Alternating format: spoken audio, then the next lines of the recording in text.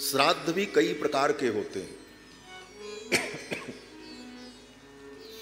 जिस तिथि पर व्यक्ति की मृत्यु होती है वह मुख्य तिथि वर्ष में जब एक बार आती है तो उस तिथि को उसके लिए जो श्राद्ध किया जाता है उसको एकोदिष्ट श्राद्ध कहते हैं। वह केवल एक व्यक्ति के लिए होता है, जिसकी मृत्यु उस तिथि में हुई होती है उसके लिए होता है, उसको एकोदृष्ट श्राद्ध कहते हैं। पितृपक्ष जब आता है, पितृपक्ष आने वाला है, तो पितृपक्ष में जो श्राद्ध किया जाता है उसको पार्वण श्राद्ध कहते हैं। उसका नाम पार्वण श्राद्ध है क्योंकि वो पितरों का पर्व है। 15-16 दिनों तक पितरों का पर्व होता है, पितरों का उत्सव होता है। उस पितरों के पर्व पर जो श्राद्ध किया जाता है इसलिए उसका नाम पार्वण श्राद्ध होता है। और पार्वण श्राद्ध में किसी एक पितर का पिंडदान नहीं होता।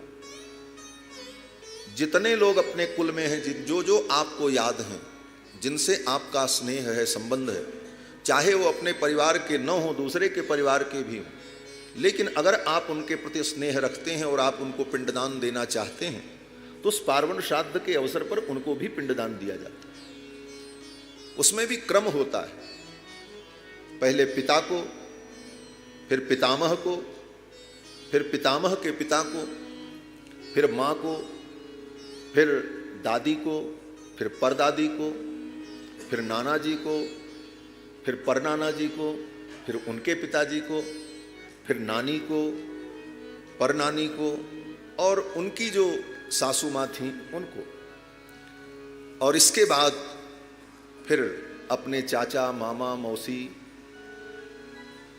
भाई, पत्नी, पुत्र, जो भी संसार से चला जा चुका है, जो आपका अपना था, जिसके प्रति आपका स्नेह है, गुरु, मित्र, सेवक, नौकर, कोई भी हो, श्राद्ध ही एक ऐसा कर्म है जो कोई भी व्यक्ति किसी के लिए कर सकता है।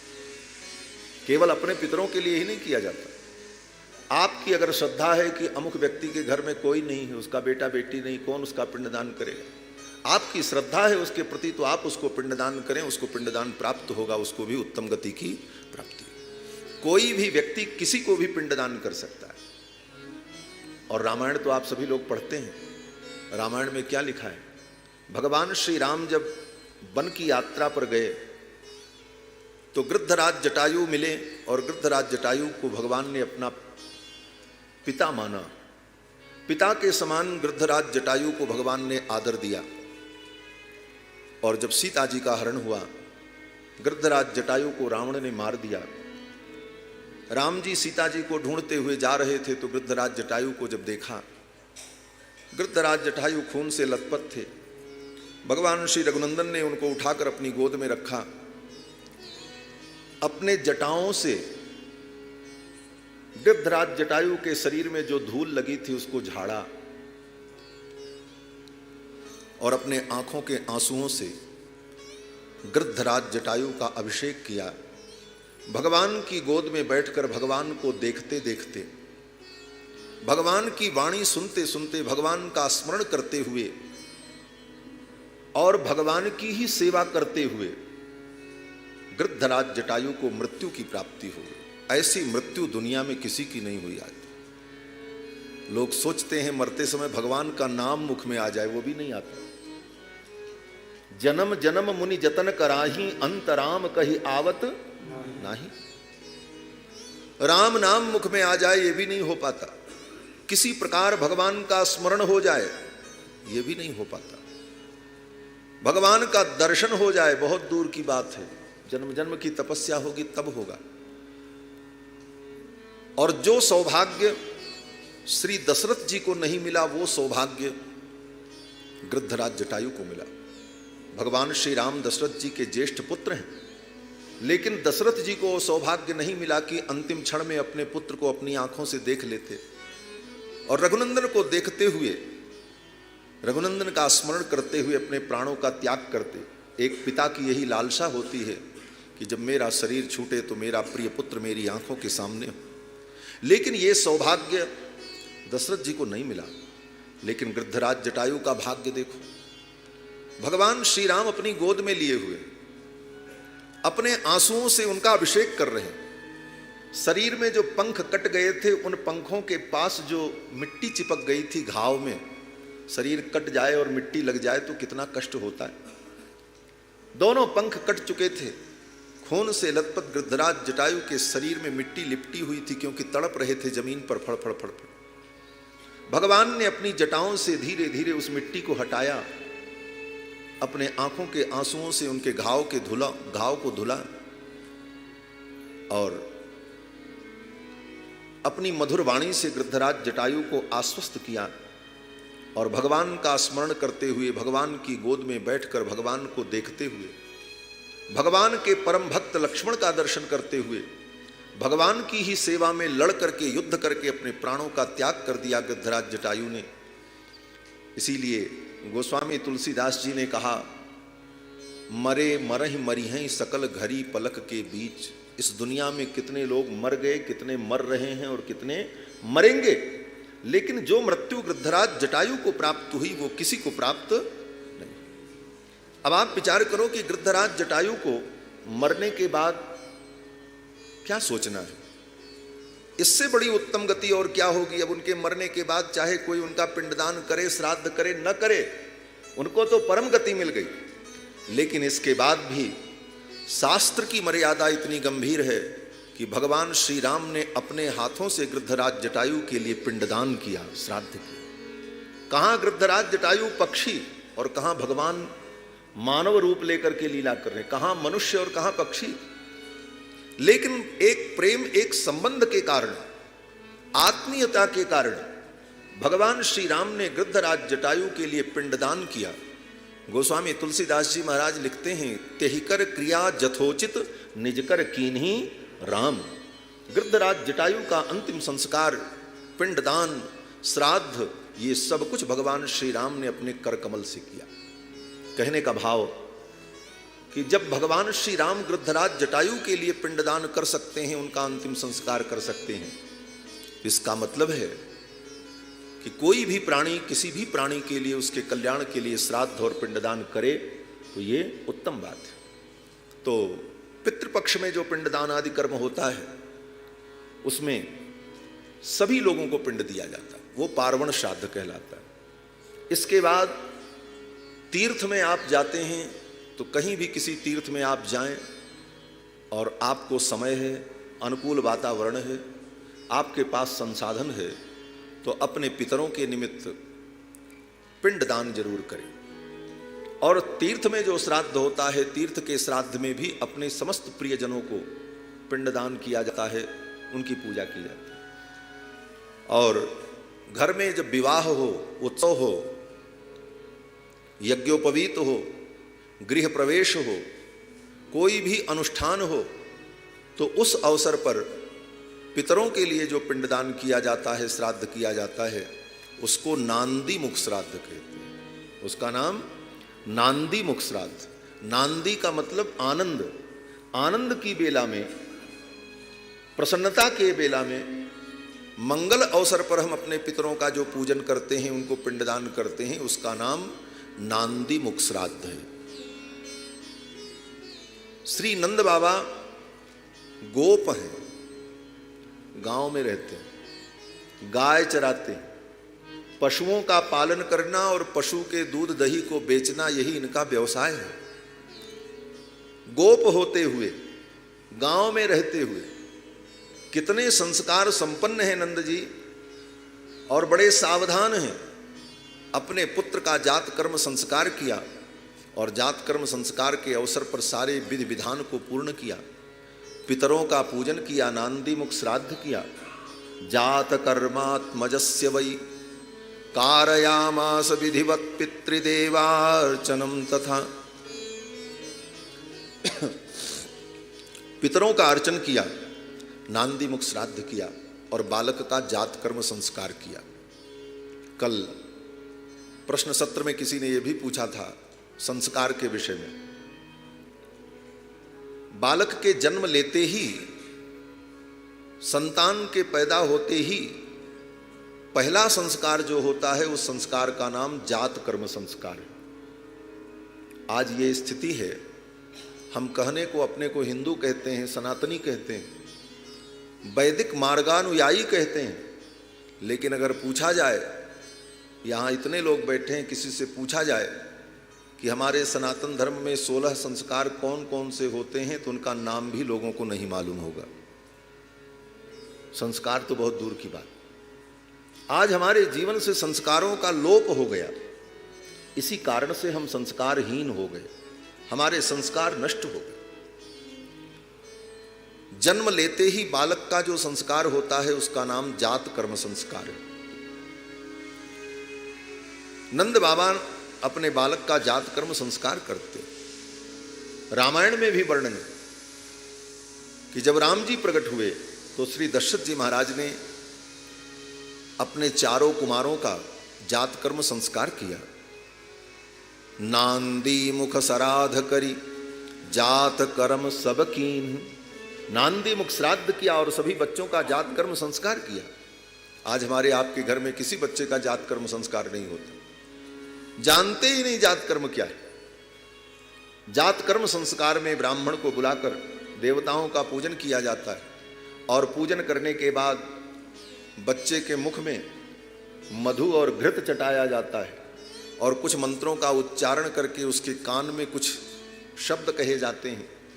इस प्रकार पिता अपने बालक को गोद में लेकर इस संस्कार को संपन्न करता है। श्री नंद बाबा ने अपने बालक का जात कर्म संस्कार किया। जात कर्मात्मजस्य वै कारयामास विधिवत पितृदेवार्चनम तथा। और इसके बाद ऐसे मंगल बेला में नंद बाबा ने खूब दान किया, खूब लुटाया। जैसे कल हम लोगों ने आनंद का अनुभव किया, नंदोत्सव हुआ। इस उत्सव का नाम है नंदोत्सव। क्यों? बोले नंद बाबा हैं, इनका नाम नंद है। और इनके घर प्रकट कौन हुए हैं? बोले सच्चिदानंद। ये तो स्वयं नंद हैं और इनके घर में आए कौन? बोले सच्चिदानंद। ऐसे अवसर पर जो आनंद का संचार हुआ, उत्सव मनाया, इसलिए इस उत्सव का नाम नंद महोत्सव। नंद बाबा ने महान उत्सव किया। आसपास के जितने गोप ग्वाल बाल थे, बधूटियां थीं, गोपियां थीं, सब सज करके श्रृंगार कर करके विभिन्न मांगलिक द्रव्यों को लेकर नंद बाबा के द्वार पर बधाई देने के लिए आई। नंद बाबा ने खूब लुटाया। कितना लुटाया? सुखदेव जी कहते हैं कि धेनूनां न्यूते प्रादात् विप्रेभ्यः समलंकृते तिलाद्रीन् सप्तरत्नौघ सातकौंभां वरावृतान्। धेनूनां न्यूते प्रादात् 20 लाख गाय का नंद बाबा ने दान किया। 20 लाख गाय का नंद बाबा ने दान किया। आप कहोगे महाराज 20 लाख गाय को ले आओ, फिर एक एक का दान करो, फिर उसको कोई ले जाए, फिर दूसरी लाओ, फिर दान करो, तब तो कई दिन बीत गए होंगे। ऐसा नहीं था। एक बार में ही नंद बाबा ने हाथ में जल लिया और संकल्प कर लिया, 20 लाख गाय का मैं दान कर रहा हूं, ब्राह्मणों को गाय दे दिया जाए। उनके सेवकों ने खोल खोल करके एक एक गाय विदा कर दी। महाराज धेनु नाम न्यूते प्रादात विप्रेभ्य समलंकृते। और उन ब्राह्मणों को जो गाय दिया, वैसी गाय नहीं कि बूढ़ी गाय पंडित जी लेकर के जाएं तो दूध भी पीने को न मिले। बढ़िया सुंदर जवान गाय और बछड़े के सहित। महाराज सबत्सा गौ, गोदान का यही महत्व है। बछड़े के सहित गाय हो। बछड़ा मतलब चाहे बछड़ा हो चाहे बछड़ी हो, मतलब संतान हो। सबत्सा गौ और दूध देने वाली स्वस्थ ऐसी सुंदर 20 लाख गाय का नंद बाबा ने दान किया। धेनूनाम निहुते प्रादात विप्रेभ्य समलंकृते। और उन गायों को अलंकृत करके दिया। गायों की सींग को सोने से मढ़ाया, गाय के खुर को चांदी से मढ़वाया, गाय के गले में सुंदर मोतियों की माला पहनाई, पीठ पर सुंदर दुशाला उड़ाया, बछड़ों के गले में सुंदर सोने की घंटी पहनाई। और इस प्रकार सबत्सा गौ का नंद बाबा ने दान किया। धेनूनाम न्यूते प्रादात विप्रेभ्य समलंकृते तिलाद्रीन सप्तरत्नौघ सात कौंभाम बरावृतान। तिल के सुंदर 7 पर्वत बनाए और तिल के उन 7 पर्वतों पर हीरे, पन्ने, पोखराज, वैदूर्य, बहुमूल्य मणियों को रखकर, रत्नों को रखकर तिल के सुंदर 7 पर्वत का नंद बाबा ने दान किया। स्वर्ण के कलश का दान किया, स्वर्ण पात्र का दान किया। जो आई थी गोपियां उनको सुंदर वस्त्र आभूषण दिया। खूब लुटाया महाराज। कितना लुटाया? ब्रजवासी कहते हैं कि नंद बाबा ने दियो इतनो, नंद बाबा ने दियो इतनो, न बची बछिया छछिया न पिछोरी। घर में एक बछिया भी नहीं बची, सब दान कर दिया। क्यों? बोले आज सच्चिदानंद घर में आए हैं, आनंद कंद आए हैं, इसलिए वस्तु के प्रति कोई मोह और प्रेम नहीं रहा। परम उत्साह में नंद बाबा ने सब लुटाया। और ठीक ऐसे ही हमारी अयोध्या में भी हुआ। वहां जब सच्चिदानंद भगवान 4 रूपों में प्रकट हुए, कृत्वात्मानं चतुर्विधम, तो श्री दशरथ जी महाराज इतने प्रसन्न हुए, खजाना खोल दिया, कहा लुटाओ महाराज। और सबको सब कुछ दिया, सबको सब कुछ दिया। लेकिन विशेषता क्या थी? ये हमारे अभी जजमान जी कह रहे थे ना कि फला व्यक्ति ने खूब लूट करके रख लिया। लेकिन अयोध्या में जब ठाकुर जी का जन्म महोत्सव हुआ रघुनाथ जी का, तो जो लूटने वाले थे वो भी अपने पास नहीं रख रहे थे, वो भी दूसरे को लुटा रहे थे। तुम ले जाओ। गोस्वामी तुलसीदास जी कहते हैं, दान दीन सब काहू, सर्वस दान दीन सब काहू, यही पावा राखा नहीं ताहू, यही पावा राखा नहीं ताहू, सर्वस दान दीन सब काहू, सर्वस दान दीन सब काहू, सर्वस दान दीन।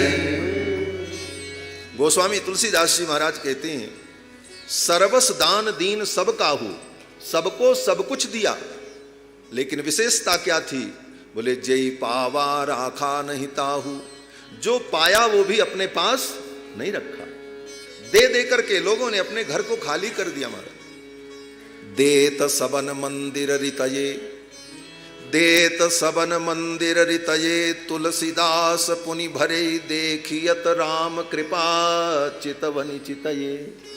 राम जी की कृपा ऐसी बरस रही थी महाराज कि लोग अपने अपने घर की वस्तुओं को आनंद में, उत्साह में लुटा रहे थे। और फिर जाकर के घर में देखें तो खजाना भरा हुआ। देत सबन मंदिर रितये, तुलसीदास पुनि भरे देखियत राम कृपा चितवनि चितये। ऐसा परम आनंद अयोध्या में हुआ। श्री ब्रज में भी भगवान तो वही है, जो ठाकुर अयोध्या में प्रकट हुए वही वृंदावन में है। भगवान में कोई भेद थोड़ी, केवल काल का अंतर है। वहां त्रेता युग था, यहां द्वापर है। ठाकुर तो वही है। भगवान श्री राम और कृष्ण में कोई अंतर नहीं। भगवान श्री राम ही कृष्ण है, कृष्ण ही राम है।